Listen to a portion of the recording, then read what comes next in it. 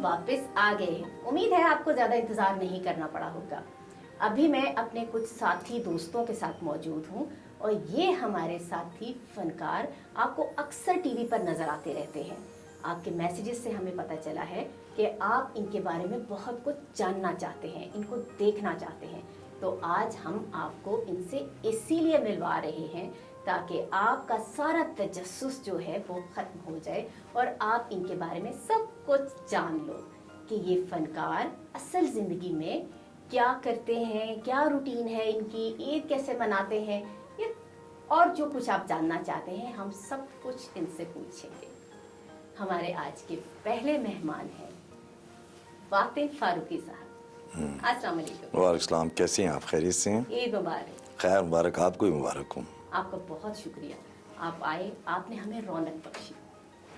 आपके आने से हमारा शो बन गया। बड़ी मेहरबानी जी, आप बुलाएं और हम ना आए। और चलो आपके प्रोग्राम के तवसत से देखने वालों को भी ईद मुबारक कह सकते हैं। हमारे दोस्तों की बहुत डिमांड थी कि आपके बारे में हमें कुछ पता चले कि आप देखने में तो बहुत सीरियस लगते हैं, लेकिन स्क्रीन के पर्दे के अलावा असल जिंदगी में भी क्या वाकई आप सीरियस हैं? अभी ये हमारी आर्टिस्ट हैं, अभी आप उनका इंट्रोडक्शन करवाएंगी तो वो भी कहते हैं जी आप हर वक्त सीरियस ही रहते हैं, तो आप ज़रा स्माइल क्यों नहीं देते हैं? मैंने कहा पता नहीं क्यों नहीं देता। अच्छा, मेरे जहन में ऐसा नहीं होता, मैं सोच कर स्माइल नहीं देता हूँ। कोई बात होती है तो ज़रूर स्माइल देता हूँ, मतलब बखील नहीं हूँ, कंजूस नहीं हूँ, लेकिन शायद ऐसा ही है, बस कुछ थोड़ा बहुत सीरियस रहना पड़ता है। मैं और बहुत कुछ जानूंगी, पहले मैं अपने बाकी दोस्तों का भी तारुफ करवा। जी जी जी।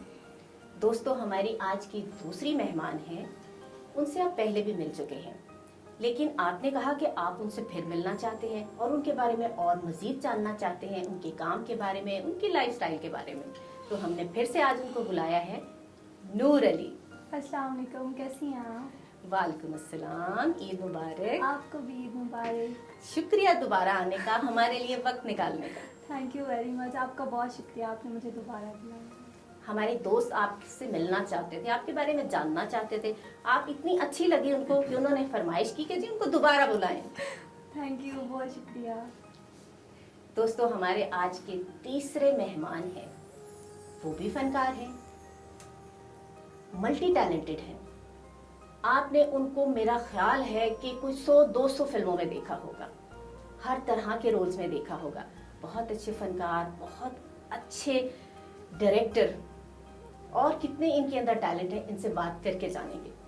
शहजाद पप्पू साहब। अस्सलाम वालेकुम, कैसी हैं आप? ठीक। वालेकुम अस्सलाम, ईद मुबारक। आपको भी ईद मुबारक। बहुत बहुत मेहरबानी आपकी, आपने हमें राजाज प्रोडक्शन में बुलाया। आपने, मैं फ़ारूक अब्बास राजा साहब का बहुत मशहूर हूँ जिन्होंने इतना अच्छा प्रोग्राम यहाँ पे जो है रखा, और आपका बहुत मशहूर हूँ जिन्होंने इस ईद के मौके पर हमें याद किया। इतनी मसरूफ ज़िंदगी में से आप वक्त निकाल के आए, आपका बहुत शुक्रिया। Thank you. हमारे दोस्त जानना चाहते हैं कि एक इंसान इतने सारे काम इतने थोड़े टाइम में कैसे कर लिया आपने? एक्चुअली बात यह है कि मेरा जो प्रॉपर जो है तरीके से मेरा शौक था, ये मुझे शौक था एक्टिंग का, तो एक्टिंग का मेरा जो है ना ये मेरा शौक था, लेकिन मुझे अल्लाह की तरफ से गॉड गिफ्ट मिल गया। जो डायरेक्टर है, डायरेक्टर मैंने किया, बहुत सारा काम, मेरा शौक इसलिए इस पर बढ़ गया मज़ीद। तो मैंने जो पहला जो ये फिल्म इंडस्ट्री में जब कदम रखा या ड्रामेज में रखा, तो मैंने रैम्बो साहब को देख के जो है अच्छा, जान रैम्बो वाह, गेस्ट ऑफ ड्रामा था उनका, तो वो मैंने देखा, उसके बाद मुझे शौक पैदा हुआ, तो मेरे आइडियल भी जो है वो ही था। अच्छा, सबसे पहले आप ये बताएं कि आप ईद कैसे मनाते हैं? ईद पहले तो बहुत अच्छी गुजरती थी, आपको भी पता है कि आजकल के हालात कैसे जा रहे हैं। बिल्कुल। तो ये है कि मैंने ये जो कपड़े पहने हुए ये भी मैंने फिर अपने भाई की शादी की, तो वही मैंने जो है ना, मैंने कहा चले आज ईद के मौके के ऊपर यही पहन लेते हैं। नए नहीं खरीद पाए तो मैनेज कर लिया। जी जी बिल्कुल, ये बात सही है। अच्छा, एक आम इंसान की और एक सुपरस्टार की ईद में क्या फ़र्क होता है? देखिए, जो सुपरस्टार जो होता है वो आपको पता ही है कि वो एक्चुअली इतने खसूसियात उसकी होती है, इतने काम के बावजूद भी जो है ना वो अपने घर वालों को टाइम देता है। जब ईद का मौका होता है, जब ईद का दिन होता है, उसके लिए स्पेशल जो ईद का दिन होता है वही कि जो अपने घर में घर वालों को टाइम देना, अपने रिश्तेदारों को टाइम देना। तो जो आम आदमी है वो तो बेचारा, उसकी तो रोज़ाना आपको पता ही है कि किस तरीके से वही रूटीन लाइफ है वो। वही काम, उसी तरह का काम है। सही। अच्छा, बातिन साहब आप बताएं, आपकी शख्सियत बड़ी बारूद है, आपसे इतनी आसानी से बात करना जो है ना वो मुमकिन नहीं है। आपसे बात करने से पहले सोचना पड़ता है। मुझे भी थोड़ा सा वो हो रहा है कि मैं कोई ऐसी बात ना कर दूं जो आपको बुरी लग जाए। तो ये आपका शुरू से ही स्टाइल ऐसा है या आप वक्त के साथ साथ आपका ये स्टाइल बन गया हुआ है कि आपसे बात करते हुए डर लगता है? इतने सीरियस क्यों रहते हैं?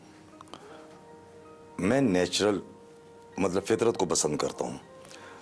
मतलब मैं उस माहौल के हिसाब से गुफ्तगू भी करने की कोशिश करता हूँ और मौके की मुनासिबत से हंसता भी हूँ, गपशप भी लगाता हूँ। जो मेरे बड़े करीबी दोस्त हैं वो कहते हैं यार आप बोलते बहुत हैं, आप मज़ाहिया किस्से बहुत अच्छे सुनाते हैं। उनका तो ये है।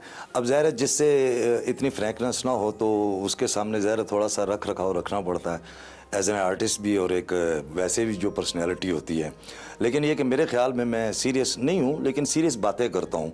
ज़िंदगी बहुत करीब से और बहुत कुछ देखा है तो कोशिश करता हूँ दूसरों तक अपने जो एक्सपीरियंसेस हैं वो शेयर करूँ, शायद उनको फ़ायदा हो जाए।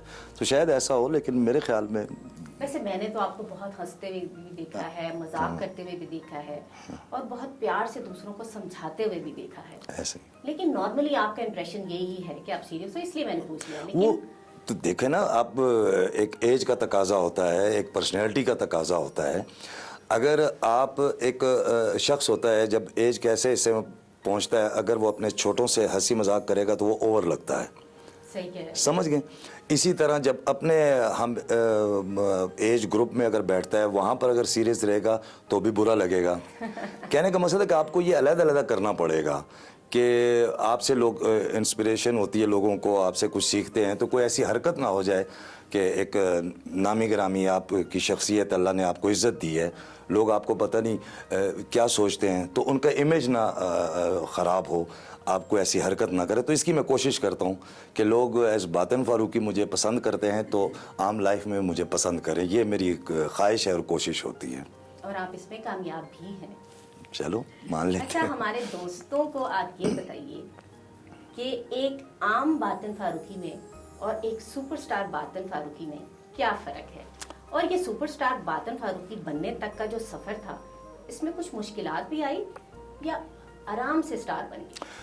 असल में मैंने तो अपने आप को ना कभी स्टार या सुपरस्टार समझा ही नहीं।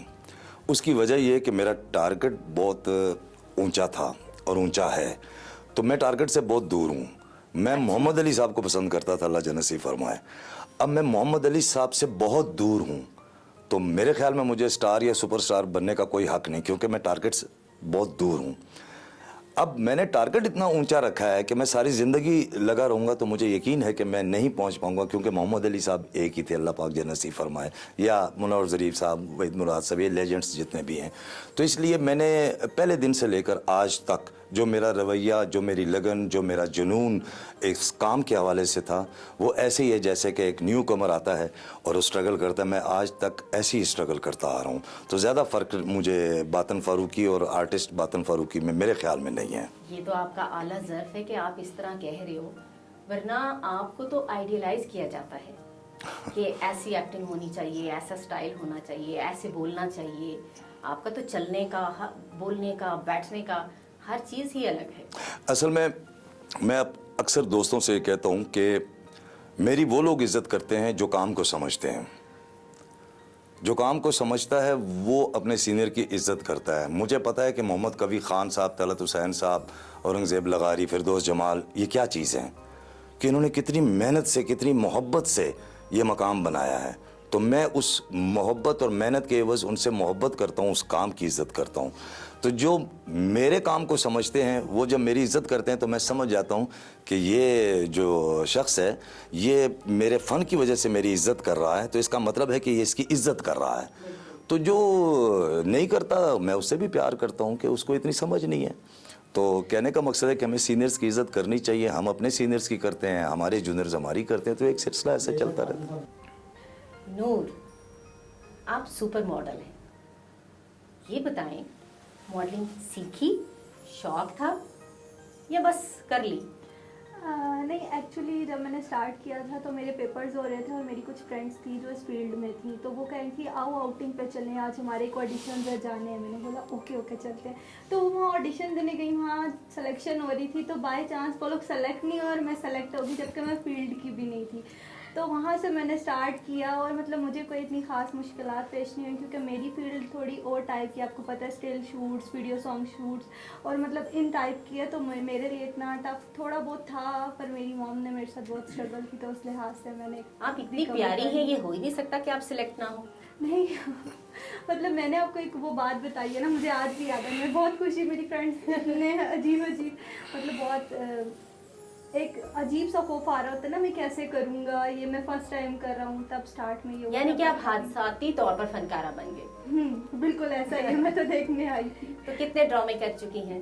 अभी तक काफ़ी सारे प्रोजेक्ट्स में वर्क किया है और मतलब अभी भी चल रहे हैं, ऑन एयर हैं कुछ। सबसे पहले कौन सा ड्रामा किया था और सबसे पहले कैमरा फेस किया तो क्या फीलिंग थी? सबसे पहले ड्रामा किया था मैंने इनका, शहजाद पप्पू साहब का, और कैमरा फेसिंग किया था। तो मतलब मेरी स्माइल नहीं रुक रही थी उस वक्त, मैं बहुत हंसती थी। वो कहती थी ये मैं करूँगी, मैं इतनी सीरियस। तो इन लोगों ने क्या किया, क्वेश्चन लेके मेरे फेस के ऊपर रख दिया। कहते हैं कि नूर अब चुप, तुम मर गई हो इस ड्रामे में। मैंने बोला ओके। उसके बाद अब ऐसा मतलब टाइम आ चुका है कि अगर अब मुझे कोई कहता है कि रोने वाले सीन्स है, तो मेरे रियल आंसू निकल रहे होते हैं, और हंसने वाला है तो हंसने वाला एकदम सीरियस और गुस्सा, ये वो सब। तो आहिस्ता आहिस्ता मैं इन चीज़ों को अब समझ गई। सारे मूड जो हैं अब आप कैरी कर लेती हैं। अल्हम्दुलिल्लाह, बिल्कुल। Very good. तो फ्यूचर के क्या प्लान्स हैं? फ्यूचर की प्लानिंग यही है, इंशाल्लाह आगे भी मैं इस फील्ड को कंटिन्यू करूँगी। स्टडी भी साथ मेरी कंटिन्यू है। जॉब की ऑफर हुई थी एयर होस्टेस की भी, और अप्लाई किया था।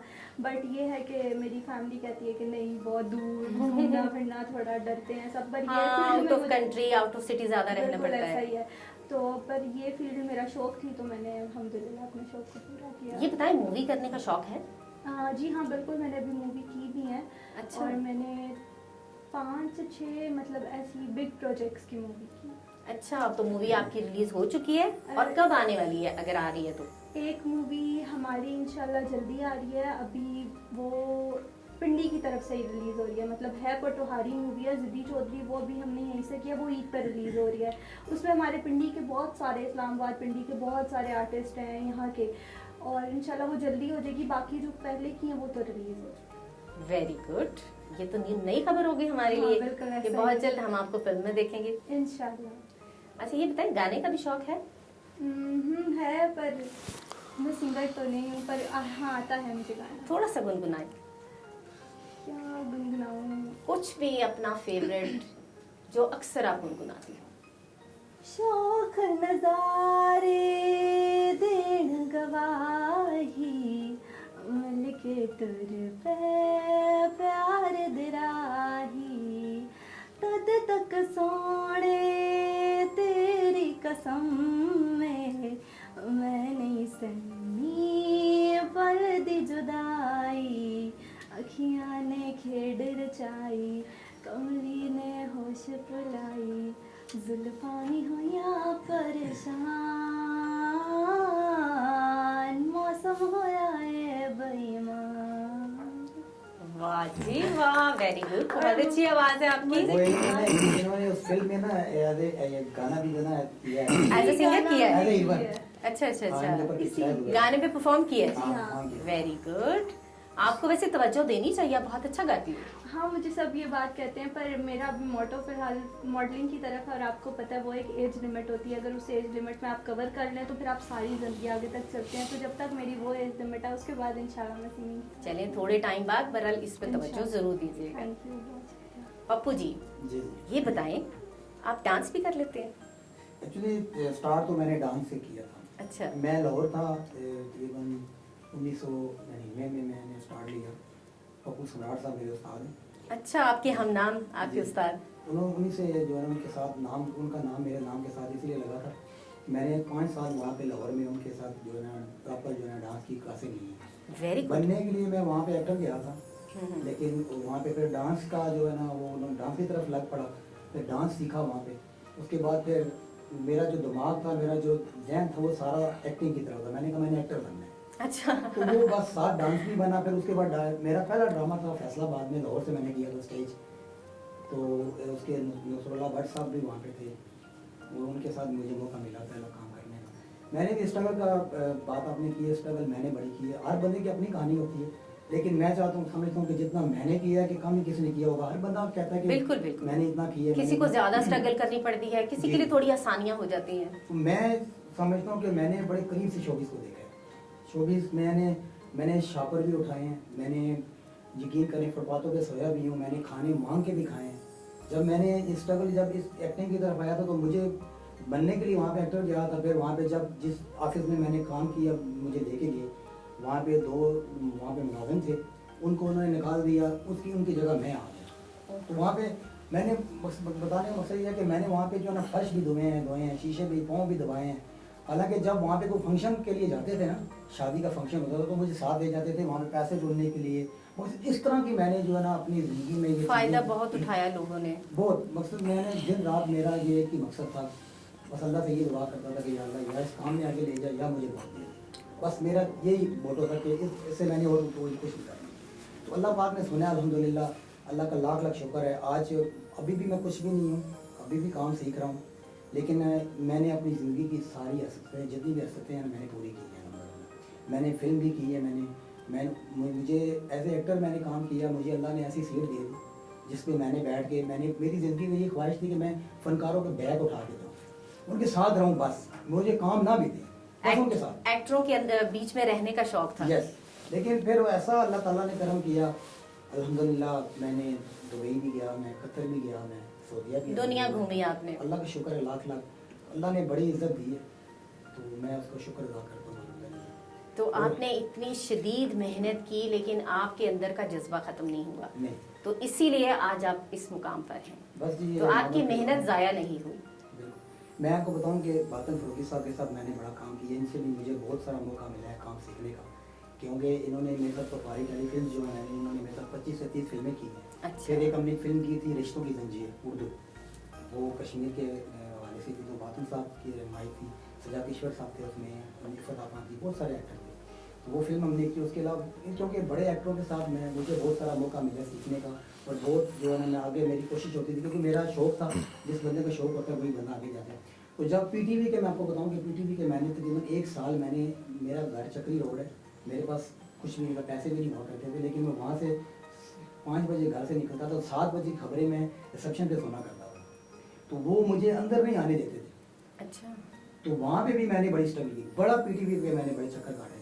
तो मैं ये नहीं कि अभी रजाज प्रोडक्शन में आया हूँ तो मैं इनकी तारीफ़ कर रही हूँ, मेरे मौसम है, मुझे पीटीवी पे मुझे बड़ा, जितने भी मुझे एपिसोड में करवाए, शूटिंग ऑन इनका ड्रामा था, बड़ा फेमस प्ले है वो। तो वो उसमें मुझे उन्होंने बड़ा मेन पे ठाकुर साहब के साथ रखा, क्योंकि मैंने काम तो वैसे बहुत किया है। मुझे, मैंने कहा ना, मुझे भूख खत्म हो गई है, क्योंकि मैंने बड़े से बड़े एक्टर के साथ काम किया अल्हम्दुलिल्लाह, छोटे से छोटे एक्टर के साथ किया, बहुत कुछ मैंने सीखा भी है, बहुत कुछ किया भी है, अभी भी सीखने की कोशिश कर रहा हूँ। लेकिन जो मेरी ख्वाहिश थी कि मैं पीटीवी पे करूँ काम, मेरी ख्वाहिश थी कि पीटीवी पे मैं काम करूँ, जो कि यार मेरी ज़िंदगी का ये मेरी ख्वाहिश ना रहे। तो वो फ़रूक अब्बास राजा साहब ने की है, इकबाल भट्टी साहब ने की है, अल्हम्दुलिल्लाह मैं इनका बहुत मशकूर हूँ, अल्लाह ने ज़िंदगी जैसे दी। तो ये है कि फिल्में भी जो मैंने की, जब मैंने पहली फिल्म की पटवारी, उसका नाम ठाकुर साहब तो लिया, चीफ साहब, तो बादल फरूकी साहब मेरे साथ ही थे लाहौर में हमारी स्टूडियो। मुझे कहते हैं कि तुम्हें शफकत चीमे से मिलवाता हूँ। मैंने कहा साहब ये क्या कह रहे हैं आप, कहते हैं मैंने कहा तो यकीन करें सीखता है आदमी से। तो मुझे ये लेके चले कि बातन साहब, वहाँ पे इकबाल कश्मीरी साहब बैठे हुए, चकीमा साहब बैठे हुए ऊपर। तो जब हम ऊपर गए हैं तो बातन साहब ने कहा जी कि मिले हैं सब, तो बातन साहब ने कहा जी ये शहजाद कपूर साहब, इन्होंने 20 से 25 फिल्में की हैं पटवारी आधे डायरेक्टर।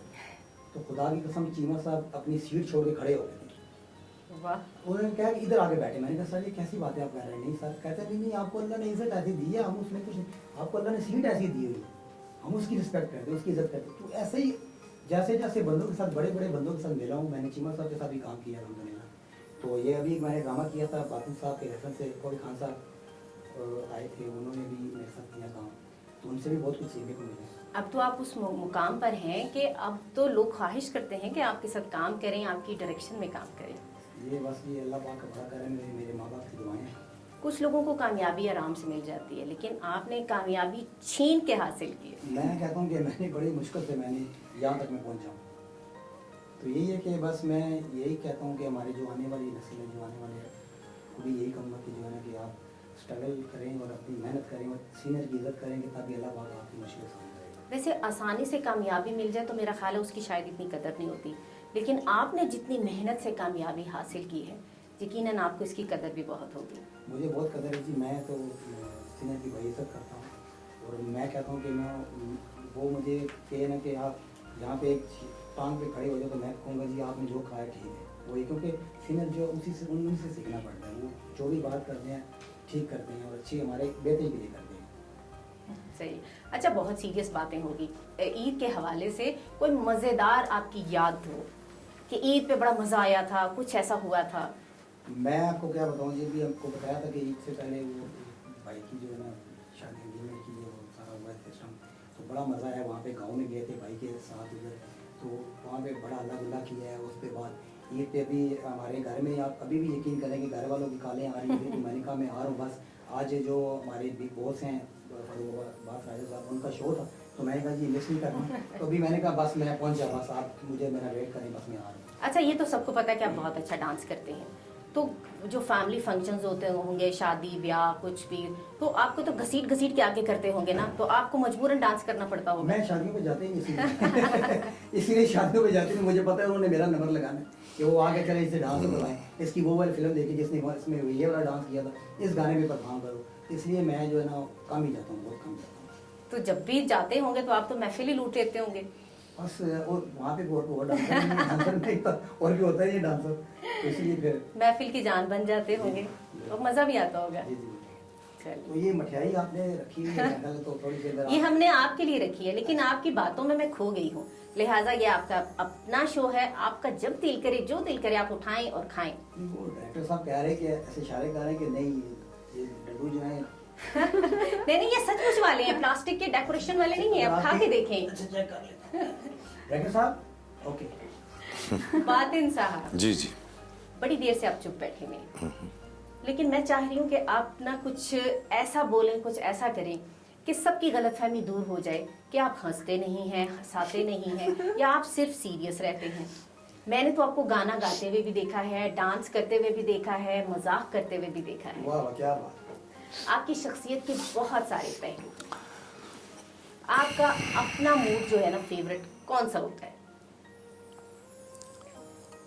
मैं जब घर पे होता हूँ ना, तो मेरी ख्वाहिश ये होती है कि मुझे कोई ना छेड़े।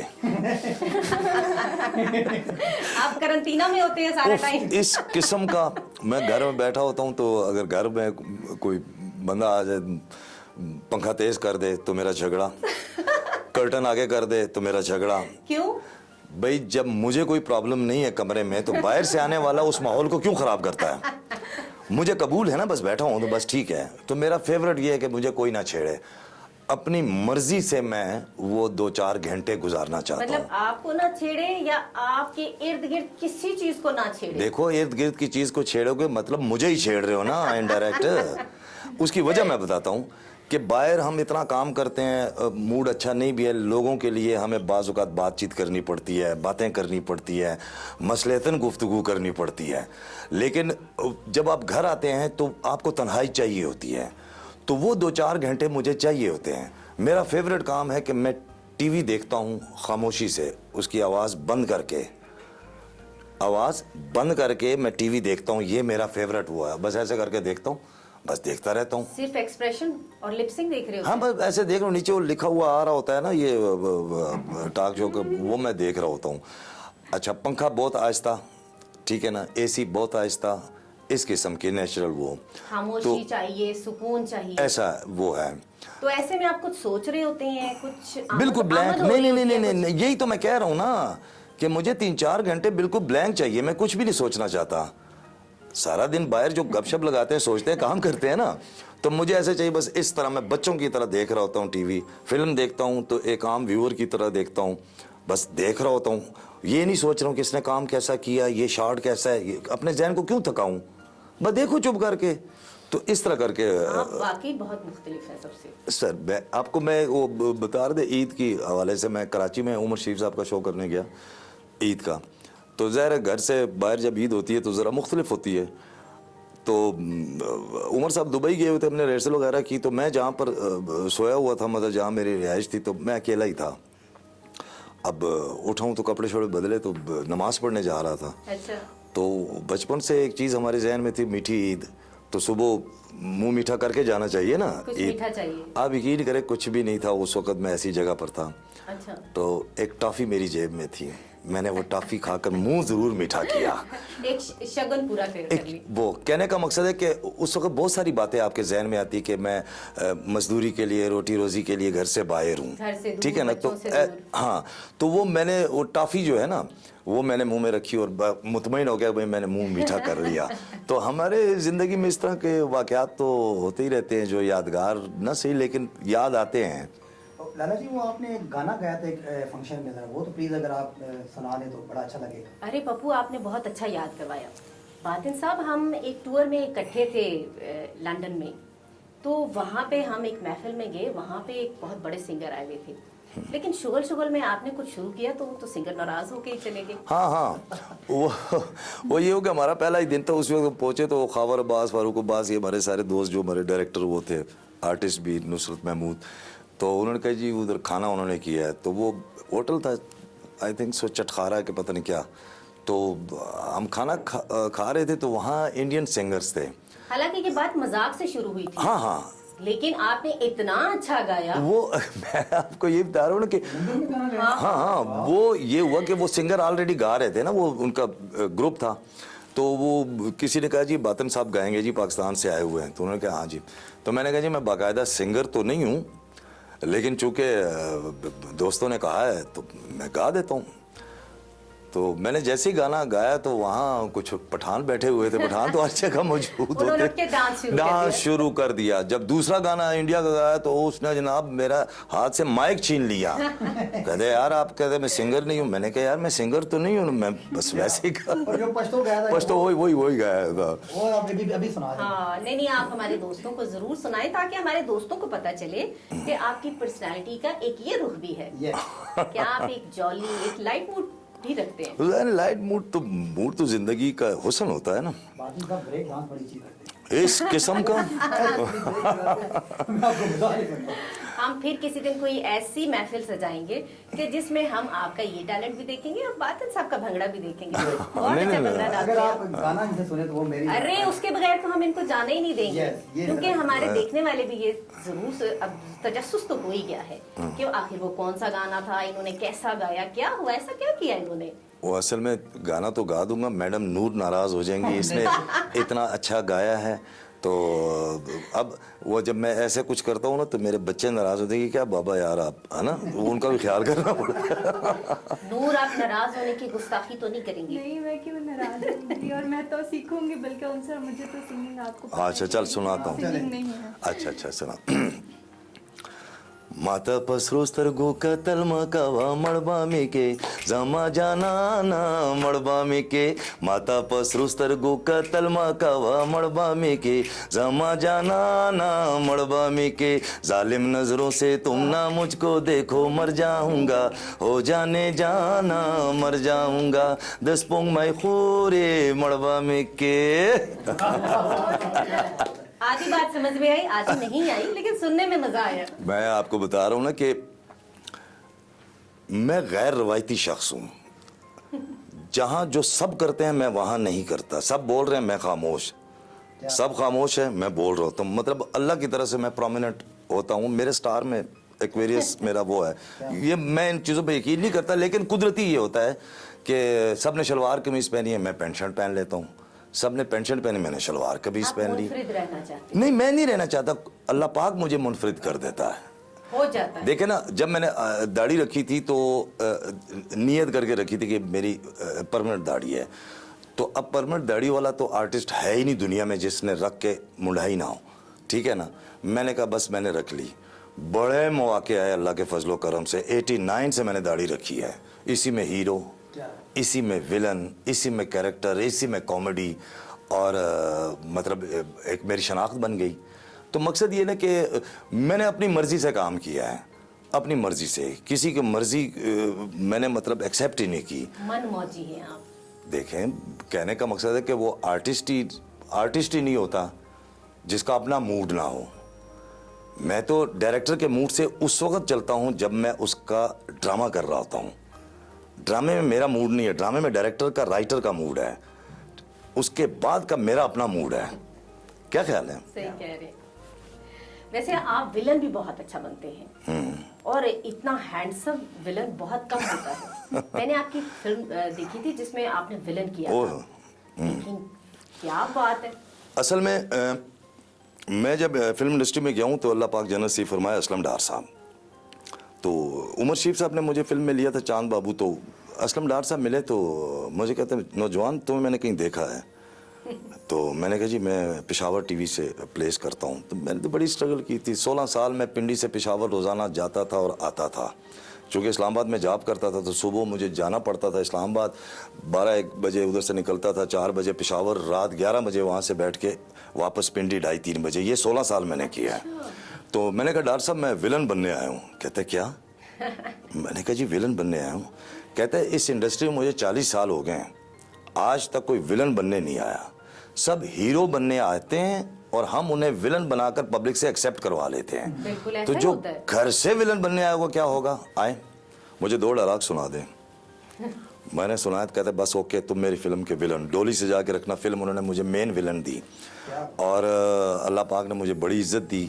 और विलन जो है मतलब मेरे एक स्पेशलिटी होती है ना बंदे की, डॉक्टर तो सब होते हैं लेकिन एक दिल का डॉक्टर होता है, आँख का डॉक्टर।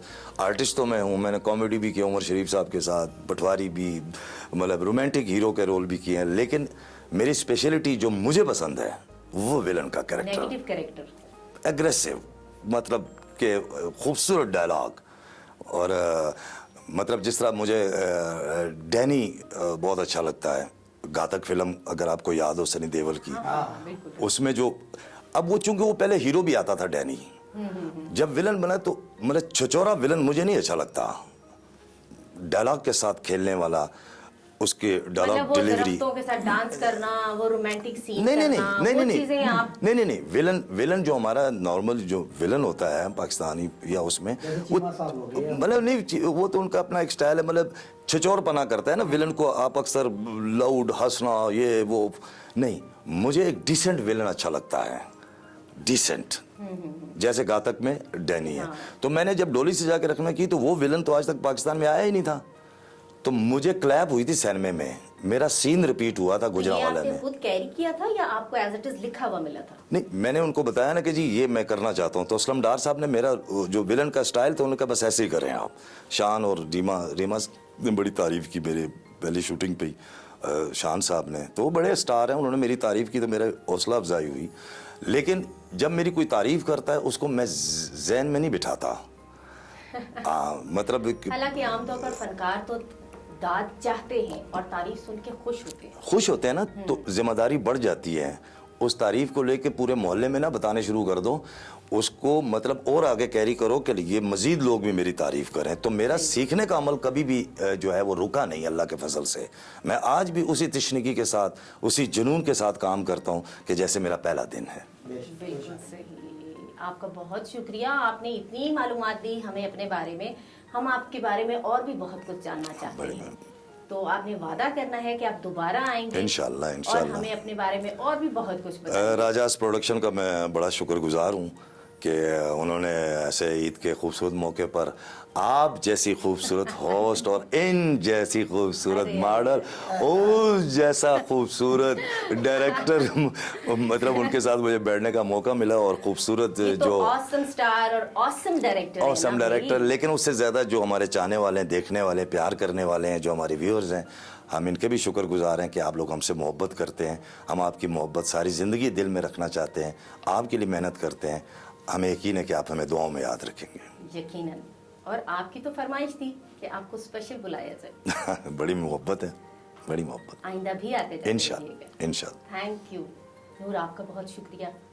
आपने भी दोबारा आना है और हमें अपने बारे में और चीज़ें बतानी है जो अभी तक हम आपके बारे में नहीं जानते। जी ठीक है, थैंक यू, अपना बहुत सारा ख्याल रखिएगा, खुश रहें और मेरी दुआएं हमेशा आपके साथ, अल्लाह ताला आप लोग को कामयाब करे। Thank you so much Pappu ji.